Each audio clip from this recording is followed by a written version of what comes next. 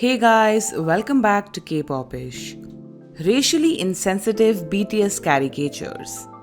Top's company is the creator of Garbage Pail Kids, a trading sticker card series that features characters having some comical abnormality, deformity, or suffering a terrible fate. This year, they are releasing a new Grammy-themed Garbage Pail Kids series titled the Shammy Awards. Most of the cards featured in the new 12-sticker collection are relatively decent in design. Like Harry Styles' card shows him being spooked by a feather boa, the same he wore at the Grammys, while Billie Eilish's card shows her standing on top of a sinking car. None of the cards were violent in nature except BTS's. The card, titled BTS Bruisers, features the members being attacked with the Grammys trophy, like in Whack-A-Mole. The members' faces are seen with bruises, bandages, and stitches. This was extremely shocking, considering none of the other cards depicted such a violent portrayal. This erupting between the Stop Asian Hate movement is like adding fuel to the fire. Fans spoke up and demanded that the company holds itself accountable and apologizes, for which the hashtag racismisnotcomedy has also been trending on Twitter. A few hours later, Tops took to Twitter to apologize. We hear and understand our consumers who are upset about the portrayal of BTS in our Garbage Pail Kids Shammy Awards product, and we apologize for including it. We have removed the BTS sticker card for the set. We have not printed any of the sticker cards and it will not be available. But fans are not having it. They demand that the company apologize to BTS and the Asian community who have been suffering from a lot of racist attacks over the past year.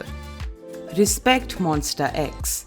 Mon Babies took to Twitter to trend hashtag Respect Monsta X due to SBS disrespecting the group. Airing on SBS, Legendary Stage Archive K is a two-part documentary dedicated to K-pop idols with overseas success. Monsta X was scheduled to appear in the second half of the documentary, and the members had even shared that they had been excited to film an interview for it and were looking forward to fans watching it. Mon Babies were furious when they realized that Monsta X were included for only 3 seconds in the whole 2-hour-long documentary. Turns out, SBS continually used the group's name to promote the documentary, then silently removed all hashtags related to Monsta X from the official Instagram promotional posts right before the documentary aired. The group has seen continued overseas success, boasting a huge following around the world, charting on the Billboard 200 album charts as well as performing at the iHeartRadio Jingle Ball event. The Grammys disregard BTS. BTS were nominated for the Best Pop Duo/Group Performance at the 2021 Grammys for the first time ever. Many people expected BTS to win, considering Dynamite has broken all kinds of records and remains the top song in the category in terms of views, sales, streams, etc. However, the award went to the song Rain on Me by Lady Gaga and Ariana Grande. Fans were evidently upset at this news, some shocked while some saw it coming. People quickly realized that the Recording Academy, the academy that runs the Grammy Awards, solely gave BTS a nomination and a performance for views.